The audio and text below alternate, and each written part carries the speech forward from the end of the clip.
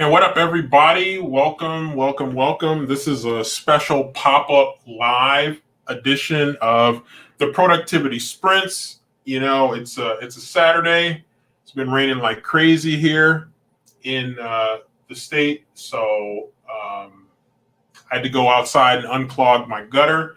So I had to go out and get wet, but it was for a good cause to keep my gutter from falling off the house. So I was really happy about that. So yeah, I mean, we've been getting rained on. I mean, it's about ready to build our ark here pretty soon. I mean, that's how crazy it's been up in this mug. So Shay with the hobbies, how you doing? How you doing? Great to see you. I came through. I've been catching more people's lives lately. So in more ways than one, I like catching people's lives and showing them proper respect, of course.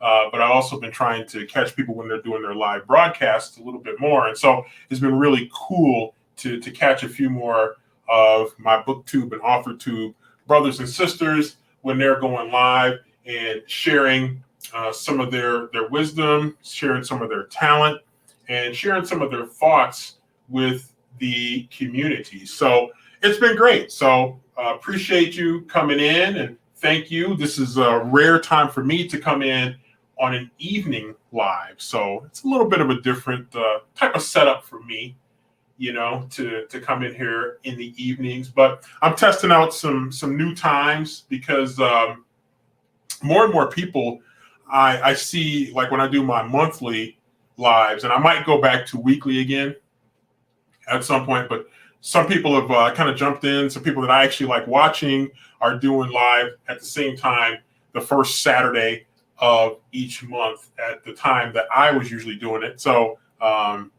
somebody's got to jump up off that spot. So it might have to be your boy right here. Might have to jump up off of that spot, jump up off of that thing. So let's see, Shay doing pretty good, working on this outline. That is great. I'm glad to hear that. I have been in, I don't want to say a reading slump, but I've been taking a little bit of a step back from writing, although in the last couple days I've gotten back into writing because I've got this big 5-part series that I'm trying to jump into. And so the hard part, again, it's amazing. Like no matter how much outlining you do, then you get to the point where it's time to start writing, and then you type the word "the" and then you fall flat. And so that's kind of where I was. And I wasn't sure if I was starting it the way I wanted it, even though I did a pretty extensive outline. And so I finally was able to get going with it. And now I'm about, I don't know, like 18 pages in, and I'm feeling pretty good. So I feel like I'm on track. So the goal for this is a 5-book series, and the goal is to have the first 2 books written by the end of the year. So that's going to be pretty ambitious.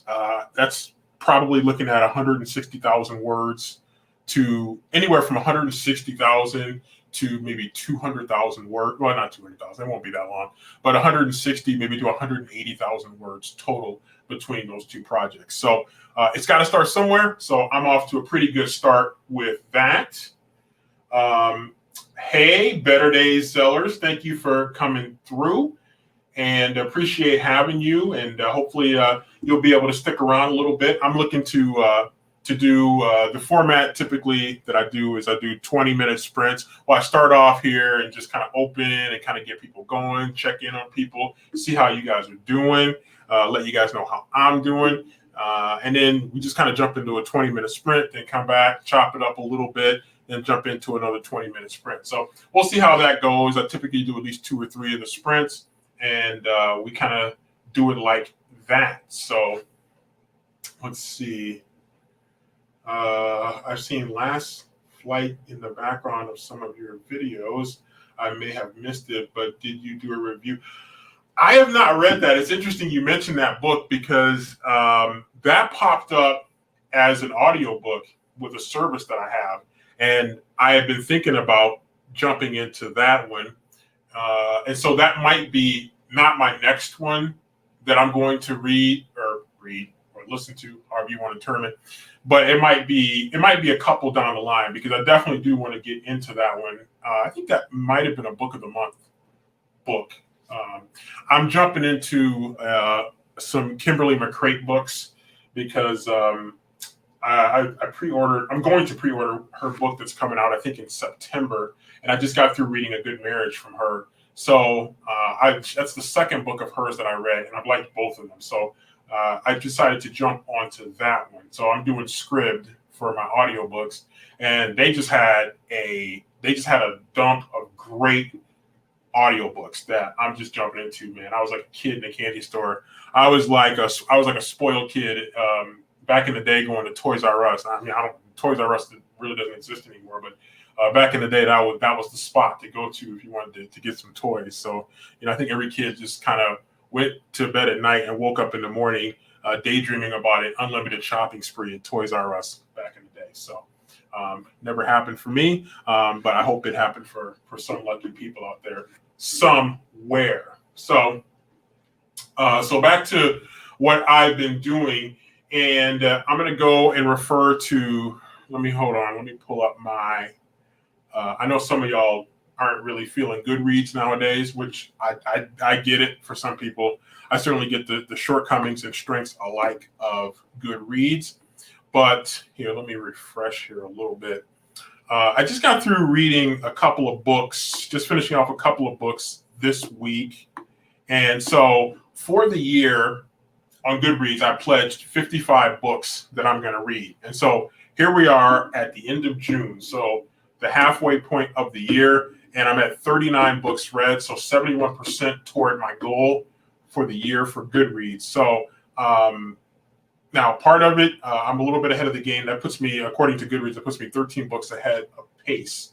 Now, part of the reason I'm ahead of pace is because I've picked up a few more audiobooks this year, and I've had some good experience with them. Some of them I've had to listen to twice to make sure that it really sinked in.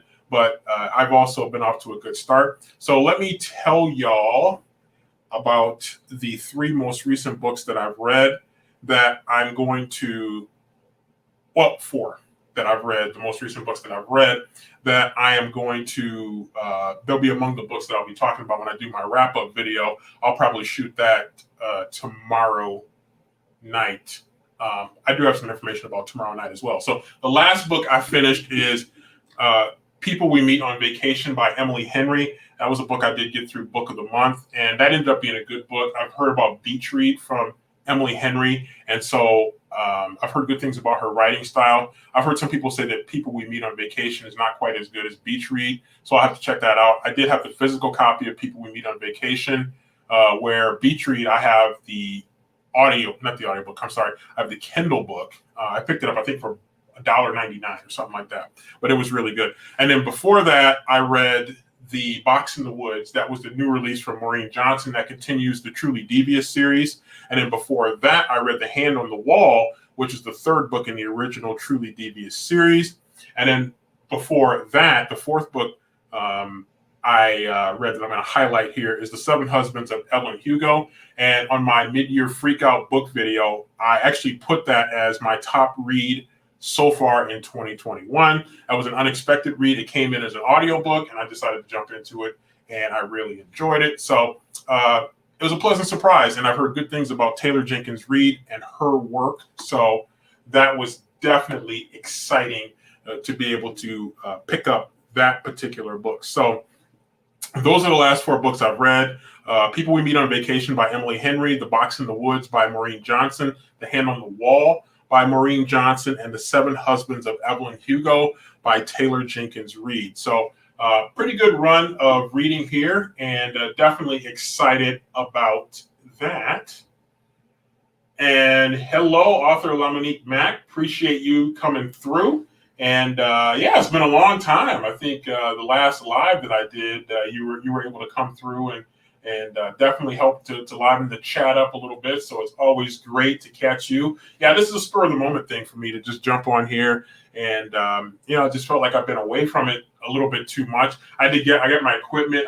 I'm working on a new setup right now. So I'm trying the new camera angle. We'll see how it works, how much I like it. I don't like that light in the background right there. So I'm gonna have to work on that a little bit to make sure I get that down cold. But it is a new setup here. I got the new table. Actually, this is the old table over here, and I have a new desk right here that you guys cannot see. But I got that. I also have the new chair, which is really nice because my other chair I mean, it sucked. I mean, I'm not even gonna try to lie about it. No cap, it sucked. So it was good to get a new chair to get some comfort level going here.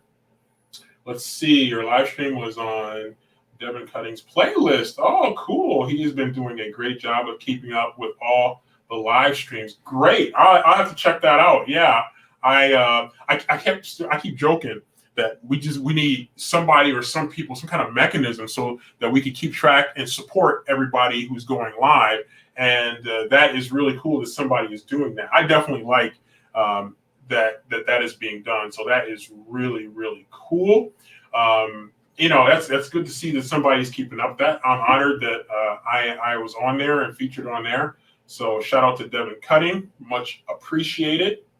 And it's the same mic I've had, but with the setup here, I have a bigger desk now.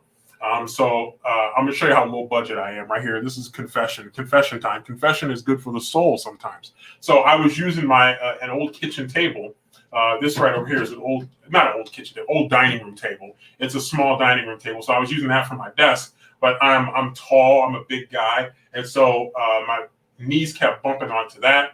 And when you get old and you've been playing basketball as long as I have, you want to take care of those knees because they become very much precious and subject to injury. So had to take care of that. So I invested in a new desk and a new chair. Again, as I said, much more comfortable chair. And again, working on the camera angle and turning this room in my house that I was not using in the center of the house, just turning it into my office / studio for live broadcasts. So we got to do what we got to do, just to keep it moving forward. So again, thank you very much, Laminique Mack.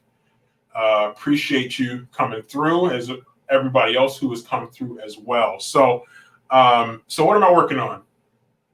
As I mentioned, I'm starting this 5-part series. It's very different. I wanted to challenge myself coming into the year with something that was very different. I felt like from a writing standpoint over the last few years, I was kind of stuck in a rut of writing stories that were just way too close to each other. So I wanted to do something different. And I came up with this idea of a kind of a dystopian story that is in an almost like borderline apocalyptic United States where things have dramatically changed. And there are different forces battling each other for control of the country. Some people want to rebuild it, and some people want to take it in a far different direction, in the direction that it's going right now. So I don't want to get too much into it, but that's kind of where it's going here. And I'm actually really excited about it. And I was struggling to get out of the gates with the start.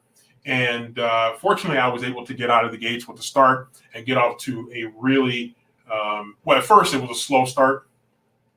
And then as I took a step back from it and I did some editing. So when I'm struggling, especially at the beginning of a story that I know I want to do, and it's just not really flowing, one of the things I'll do is I'll take a step back and I'll do some editing.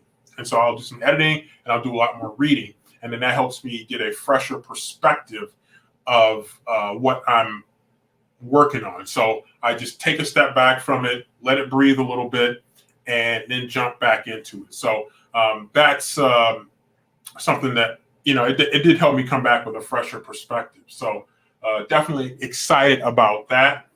By the way, I'm rocking this is a Karate Kid shirt here. This is the Cobra Kai shirt. It says strike first, strike hard, no mercy. So I grew up with the Karate Kid movie. So I saw this shirt, these themed shirts from TV shows and movies. And so I decided to put that one on. So I'm just getting a little sweaty in here. So kind of sweated through my shirt and I had to put on a new one here. I was doing some projects around the house. So I decided to put back on a fresh shirt. So that's how that goes. Oh, the title. I'm going to hang on to the title just a little bit longer, but I will tell you this. I don't know how unique the title is. I've heard a lot of people. It's something I've heard a lot of people say, but I've not really seen it in terms of a book title yet. So I'm gonna hang on to it a little bit more. But I think it's a really cool. It's a cool title, and I think it's one of those titles that I think people will. I think it'll. Some people will be like, we'll look at it kind of side eye a little bit, and some people won't like it. It'll burn some people, but then other people will think about it a little bit more critically, and they'll get where I'm coming from, and they'll like it. So it's a little bit of a polarizing title, but most titles of I think a lot of books that I've written have been edgy to I would say edgy is probably a nice way of saying it. Polarizing might be a more extreme way of saying it. The book that I'm shopping right now that I finished, that I've been shopping to literary agents, that one definitely has a polarizing title. In fact, it might be holding me back from getting it published. So who knows? If I get the right literary agent, and he or she might say, "Yeah, we might need to think about that title," because it's a punch you in the mouth title. But it's an attention grabber, and it totally makes sense for the story. So, yeah, I know I'm being like hypercritical, or I should say hyper cryptic right now. So, it's gonna be a lot of fun. It says looking forward to the unveiling. I've been really interested in politics lately. Yeah, my appetite for politics goes up and down. Like there are times when I'm like, really into it, and at times when I get kind of tired of it, and then but then I come up with a book that is definitely going to have it's going to have a lot of politics in it, but the book that I'm shopping right now to agents, there are certain political elements in it, but the cool thing about this book that I'm shopping right now to agents is that I pretty much swing on everybody. So it's like some people, you got to read it all the way through, because some people will read it and be, oh man, here he goes with this fill in the blank bias, this fill in the blank wing bias. But then you read along and you'll see that I swing on the other side too. And so it's fairly balanced, far more than maybe what people would think. Those people who may believe that they know my politics, they might be like, wow, that's a little bit more balanced than what I would have expected. Let's see. Do you have any favorites of your reads so far this year? Yeah, that's a good question. I mentioned a little bit earlier that The Seven Husbands of Evelyn Hugo by Taylor Jenkins Reid is probably my favorite book that I've read so far this year. I went into that one with really no expectations. Except that I've heard that Taylor Jenkins Reid has a very good writing style and is a very good storyteller. So in that sense, I went in with, solid expectations, but the story was kind of like, okay, I'm kind of intrigued, and then kind of not, but then I jumped into it and it hooked me right off the bat.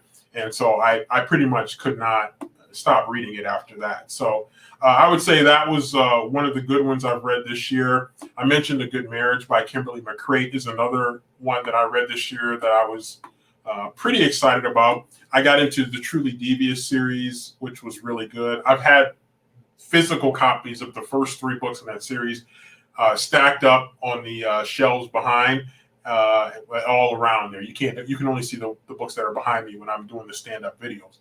But I finally got around to reading those 3, and I was very excited about that. So those were good. I read Beartown by Frederick Bachman, and then the follow-up book to that, which was also very good.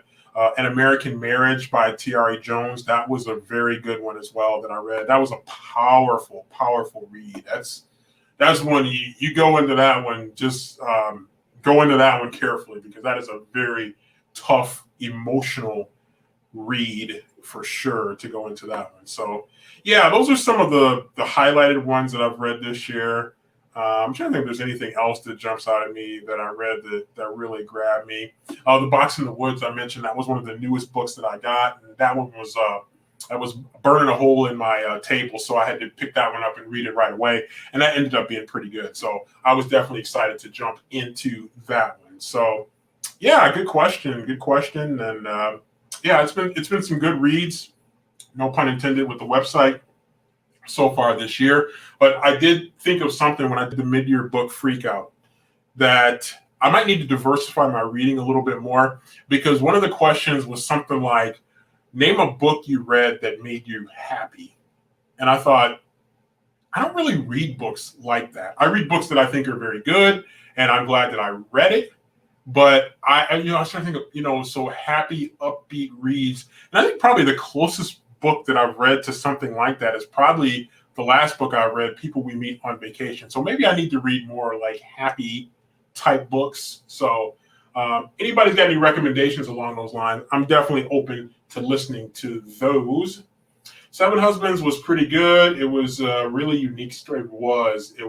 Some of the, you mentioned the twists, and at the end, I was twisting up so much. It was like I was getting cramped. I mean, it was like it got crazy at the end. And I think you know what I'm talking about. But it gets to the end, and you're just kind of like, whoa.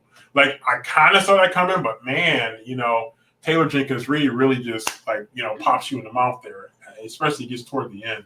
But it really hooked me. The characters really hooked me, and the mystery of the connection. I don't want to give away too much. The connection between the main characters was something that I was like, okay, I really want to see how this is going to play out. And so that was one of the hooks that got me to go all the way through to the end. So very, very good question. So, okay, so what am I working on today? I am going to continue with my new book series that I've started. And let me give you guys, as I continue to cripple you guys with my cryptic language here, let me give you guys where I'm at right now. I am beginning page 23. So I'm about 13,000 words into this story so far. So off to a pretty good start with the story. And again, it was a struggle at the very beginning. And it's funny, I was just watching this week, I was watching the old movie Funny Farm with Chevy Chase, where he's a sports writer, which I used to be for a newspaper. And he gets this cash advance to write, the great American novel. And then he and his wife move out to the country, and then they have all these crazy adventures as a comedy. And he ends up being it goes very different than what they originally intend. Man, the rain just started pouring down here again, so it's been raining for about 5 or 6 straight days, like really heavy. But anyway, yeah. So he there's a scene where they're all moved into their new house in the country, and he sits down to begin writing his novel, and he puts the paper in the old typewriter, and he does the title page, and then he pulls it out, sets it down, and then he starts the first page of the book, and he types out the word "the," and then he freezes. He gets hit by writer's block, and he starts to fall asleep, and it's actually kind of funny. And he ends up going out fishing. But so that's kind of where I was with this one. I just was like, okay, this is not starting the way I thought it was going to start. But then once I got going, I got to start. Then the other pieces started to fall into place, and I was good to go. So, all right. So let me get the clock here up on the screen. Great start here. Let me get the clock going right here. So I'm going to go for 20 minutes on, and then I'll come back here in 20 minutes, and we'll have an opportunity to chat more. If you guys got more questions, things that you want to throw at me, any nuggets of wisdom I can offer you or you guys can offer me, then feel free to drop those in the chat while the sprint is going. So with that, I'll just go ahead and jump right on into it, and we'll get going.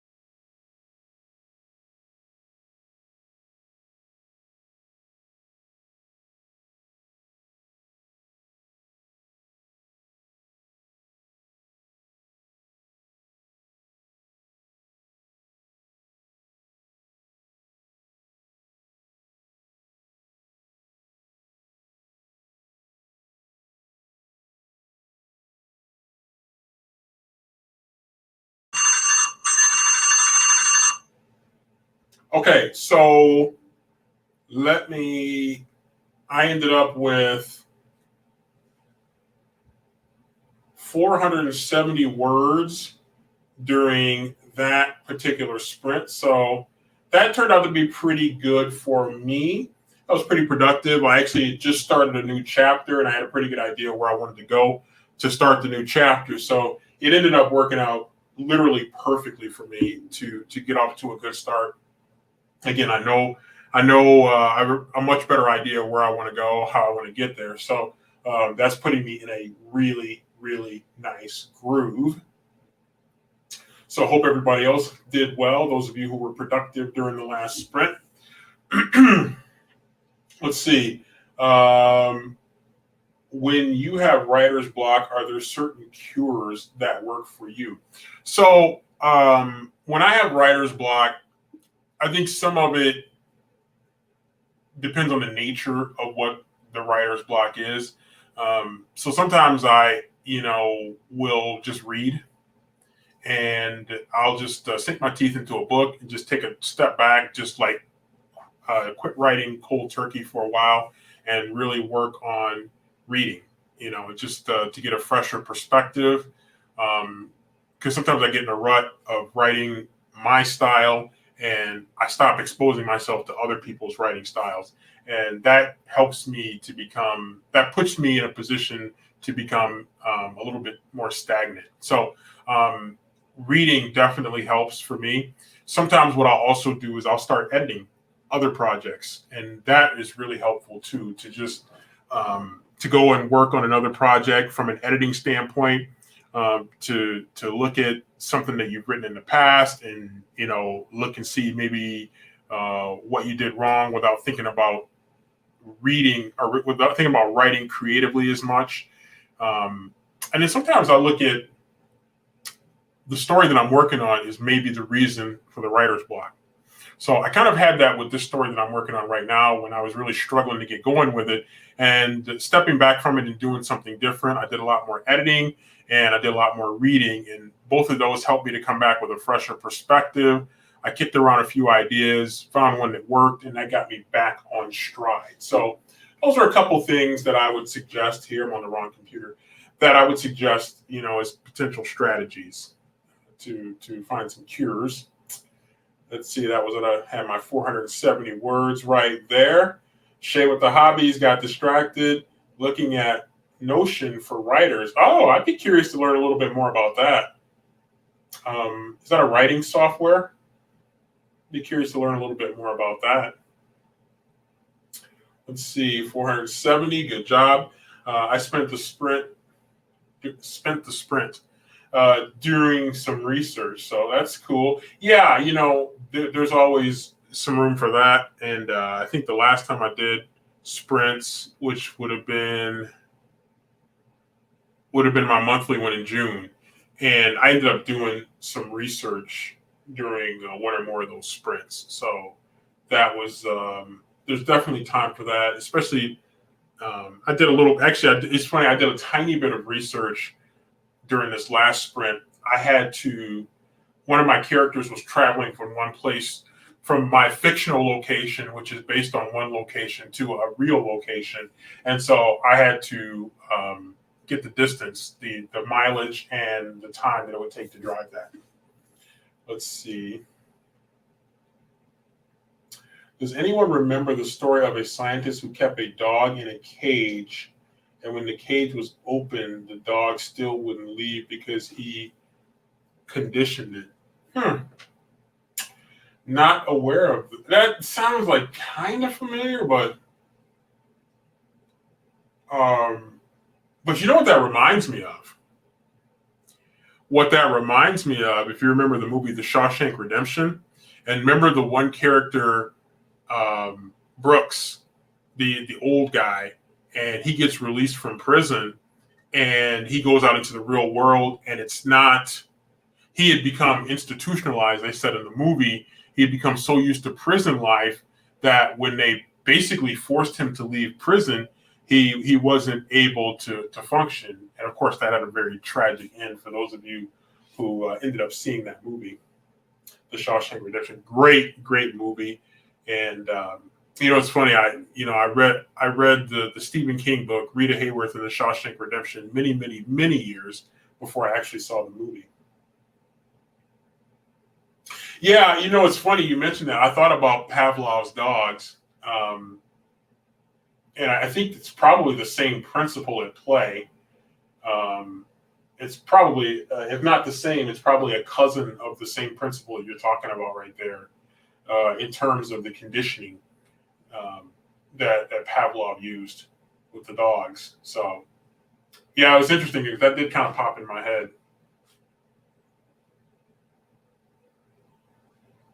Yeah, issues of recidivism. Yeah, yeah. Again, it's funny. Yeah, because that really, yeah, that Shawshank Redemption example really popped in my head because that was trying, and then Red, the character played by Morgan Freeman, he was released, and he kind of understood what Brooks went through when he was released because they had become so accustomed to what life was like in prison.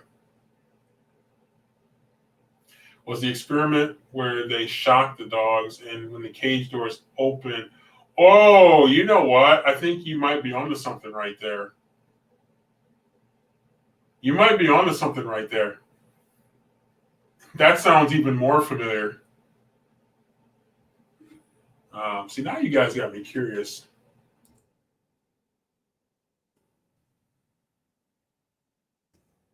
Let's see.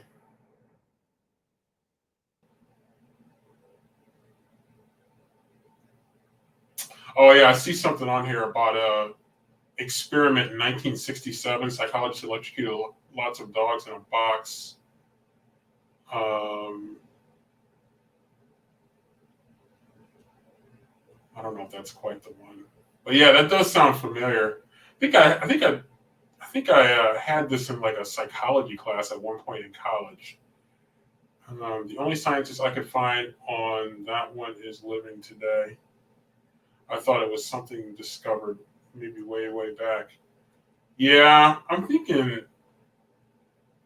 I just did a quick search.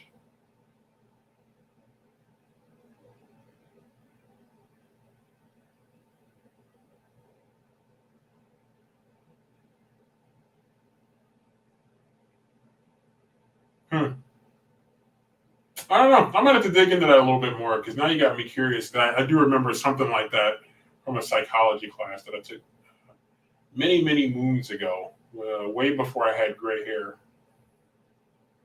Yeah, it does sound familiar, vaguely familiar. Yeah, I'm kind of with you on that one. So interesting discussion in terms of, especially when you think of the conditioning part, whether the conditioning is done explicitly for a specific purpose or it's perhaps unintentional, but the product of years of a learned behavior that has that impact. So, yeah, man, it's got me thinking about the Shawshank Redemption again. I can't remember the last time I've seen that movie. It's been a while. The last time I even heard about that movie was I was on YouTube and somebody had a video where they went to the spots where the movie was filmed. I think it was in Ohio, at some places, some locations in Ohio, and so that was really interesting for me. I'm kind of I really love those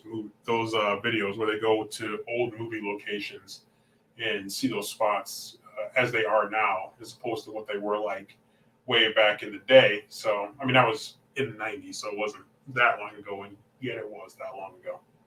All right, let's see.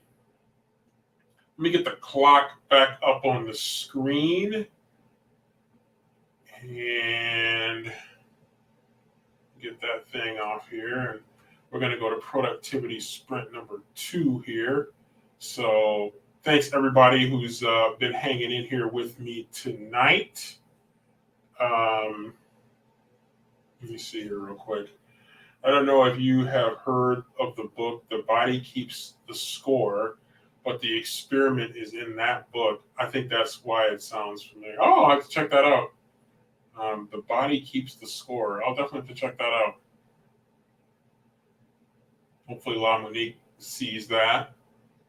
because that could be kind of interesting. So, all right, I'm going to put 20 minutes on. So part of my productivity sprint in this one is I got to go and change my laundry. So I'm going to cam off here for a second, but I'll jump back on as soon as I get back. So, all right, happy productivity sprinting. I'll be back on camera here in about a few minutes.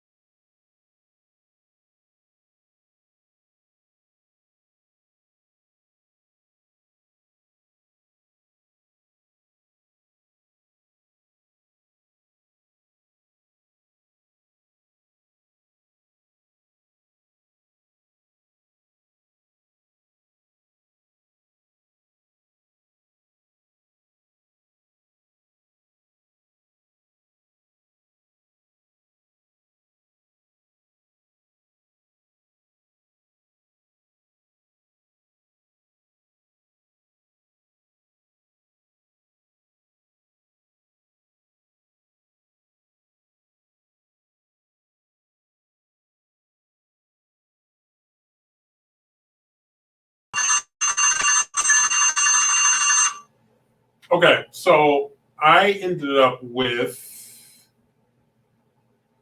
Let me get this all tallied up here for y'all. I ended up with 441 words. So pushing up on what is that? Almost 1,000 words, over 900 words total here. Let me see, 441 and plus 470. So yeah, so that's pretty good right there. Puts me up over 900 words. So that was a very positive outcome there. So feeling really good about that in the second and what will be final sprint. I was actually really crazy productive during this last sprint. So in addition to 441 words, I also got the laundry changed, brushed my teeth, took medicine. What else did I do? I did something else too. I can't remember what it was.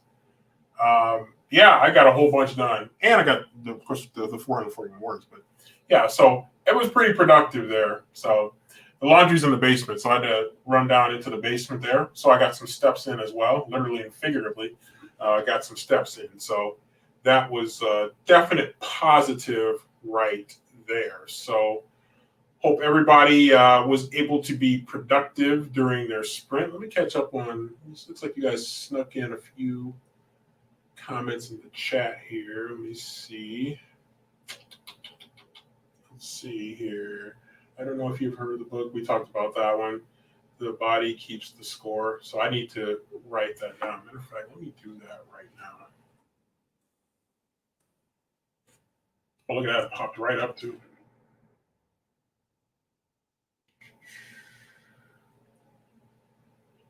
Looks like Audible has it for free. Not sure what level of Audible that is. From Amazon has it for free. So looks like that is definitely out there for people who might be interested. Let's see. The body that keeps the score. I'm going to check Scrib to see if they have it. Yeah, that would be interesting. You know, it's interesting. I haven't really checked out a lot of nonfiction books on Scrib, but I need to start to do that here. So that's a good point about Scrib to check and see, because I have not been very good this year with my nonfiction. So I need to step my nonfiction game up big time here pretty soon. Let's see. Shay says I switched to crocheting and listening to Blood Like Magic. My brain is mush now. Blood Like Magic. I have to look that one up too. You guys are. Let's see. Check that out. Let's see. A rich, dark urban fantasy debut following a teen witch who is given a horrifying task, sacrificing her first love to save her family's magic. Oh, that sounds pretty interesting. Says, let's see where it's available. Audible. It's available, it appears. $11 on Kindle, $11 from Barnes and Noble. So that's a very interesting concept there. Might be one to check out. Let's see. I love nonfiction. If more of a fight, it's more of a fight for me to read fiction. Yeah, you know what? That's probably true for me too, to be honest with you. I tear through nonfiction books and my retention is just unbelievable. Whether it's a physical copy of a book, whether it's a Kindle book, whether it's a audio book.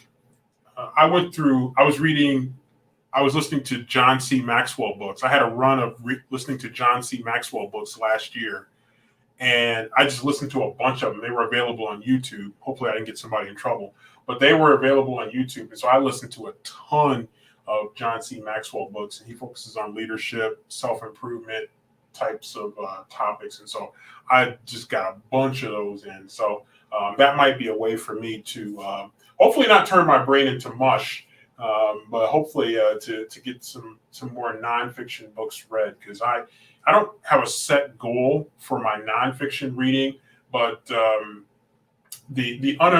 way behind on my unofficial goal. So matter of fact, let me pull up. See, of course, I close it out because my browser was eating up too much memory on my computer. Let me pull up Goodreads real quick and see what I've completed in terms of nonfiction books. Hasn't been very many this year. So let me see here. See, it's running slow now because I got too much stuff running off my too much stuff running here online here. Oh my goodness. Page is unresponsive. That's probably not a good sign. Let's see. Goodreads keeps recommending Twilight. So I've got a bunch of Twilight books that I picked up from Goodwill for nothing, for pretty much nothing. So I may need to. Anybody out there read Twilight? Any of you guys read Twilight? Let me know. Let me know in the chat if any of you guys have read Twilight and what you thought about it. Hold on. Let me see. Sorry, I jumped ahead. Oh, you are? It is on Scribd. Okay. All right. I'll have to check that out. Yeah. Yeah, I got a bunch of books stacked up on Scribd right now. Let's see. It's so hard for me to retain a lot of info from nonfiction.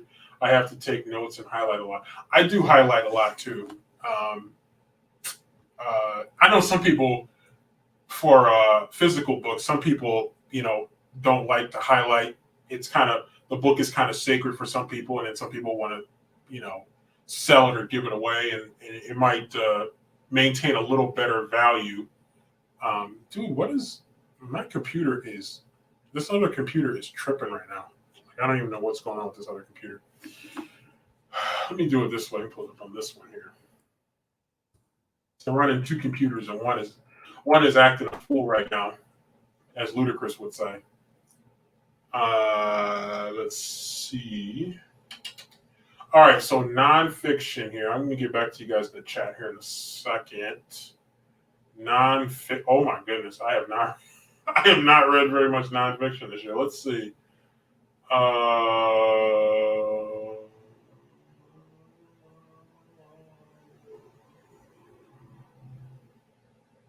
Wow, I think I've only read. Let me see one. I see one. Hold on.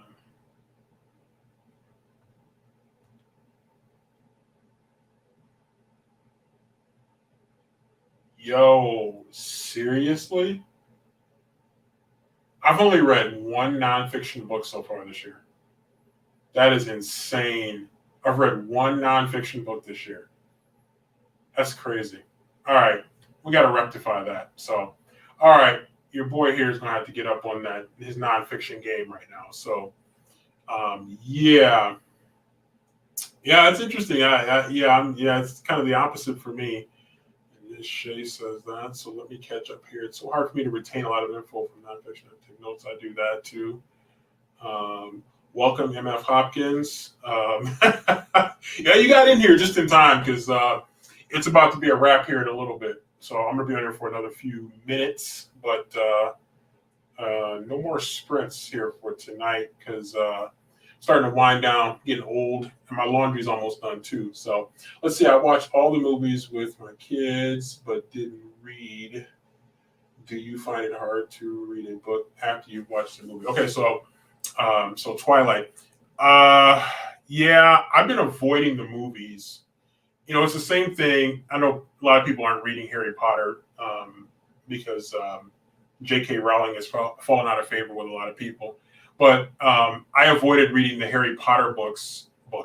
I avoided watching the Harry Potter movies because I wanted to read the books first. And ironically enough, with Harry Potter, I have the first book, which was a gift that my brother gave to me many, many years ago. And then I have the last book that was impulse buy when that book was out, and I was in one of those big box stores, and like you could not walk 5 feet without a display with that Harry Potter book that was as big as like a New York City phone book. So I ended up buying it. It just shows you that certain types of advertising actually do work. So I did end up buying that. But to answer your question, um, I would say I wouldn't say it's harder to read a book after seeing a movie, but I would say that I would definitely prefer to read the book first. But I can think of some times when I saw the movie first, and then reading the book was a joy because I really enjoy. Well, I'll give you an example, and it was a true story. That was Hoop Dreams about the two young basketball kids growing up in Chicago in the late 1980s, and these filmmakers followed them around. They did this film with them over the course of, like, I don't know, I think it was like 5 years, 4 or 5 years, whatever it was. And so I watched the documentary many, many, many times. Excellent documentary. You don't even have to be a basketball fan to appreciate it, but I've seen that many, many, many times. And then I learned that there was a book for Hoop Dreams. And so I think I bought it on Amazon used or something like that. And I read it, and it was a great compliment. And it was one of the few times I was glad that I saw the movie first before reading the book, because the book answered a lot of questions that I had after watching the movie. And so it ended up being a great, great compliment. But generally speaking, it doesn't ruin the experience for me, but I would definitely, if I have my choice, I would rather read the book first before watching the movie. Now, if the movie is a bad movie, it might spoil the book a little bit for me, unless the book has really rave reviews. So that was a long answer to a question that I probably could have answered far more simply. Let's see. I'm a history nut, so I love nonfiction. Lately, I've been reading much of it. Yeah, I'm a history guy too, and I need to. I actually have several books. Well, I've got more than several books, but I've got not a ton, but I've got some good nonfiction books already in my collection that I need to read. There's a few that I picked up that I've been meaning to read. Got a couple over here, pretty close. There's one nonfiction book over there that I kind of want to read. It'll be a little bit controversial, so let me pull it out here. You guys are gonna get mad at me for this. It's called "Marry Him: The Case for Settling for Mr. Goodenough" by Lori Gottlieb. So this was recommended to me. It says, okay, let me read a little bit of this. You have a fulfilling job, great friends, the perfect apartment, and a Match.com account. So what if you haven't found the one just yet? He'll come along someday, right? But what if he doesn't? Or what if Mr. Right is, well, Mr. Right in front of you, but you pass him by? Nearly 40 and still single, journalist Lori Gottlieb started to wonder, what makes for lasting romantic fulfillment, and are we looking for those qualities when we're dating? Are we too picky about trivial things that don't matter, and not picky enough about the often overlooked things that do? So I could read more about it, but it sounded kind of interesting. It was recommended. I know that some people are kind of don't like it, but I thought it was kind of interesting. So I ended up picking that one up. I think I got it for a pretty good price. So, but I've got some other books that I want to read as well, some other nonfiction books. So I definitely need to jump on that. And I do need to check Scribd because, again, I have not checked Scribd for nonfiction. So that is definitely my loss right there. Let's see. Generally, the books are better than the movies. Yeah, I've found that to be true too. I think sometimes movies just kind of go in a direction. It's just kind of